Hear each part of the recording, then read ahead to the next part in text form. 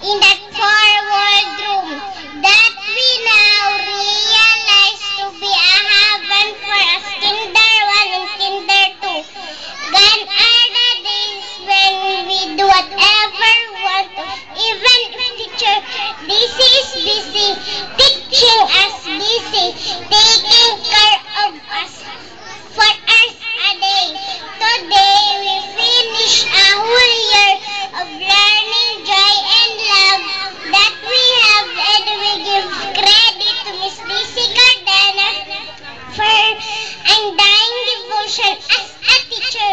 Nobody can compare to what she's done. 2 months more we will go to the big school where all the challenges are present, but we will not be afraid because our beloved teacher has given us enough knowledge to learn more, enough time to carefully teach, enough love that we may reach others and be friends with them, and enough courage that tell us kayang-kaya namin ang grade 1, magaling kasi ang nagturo sa amin.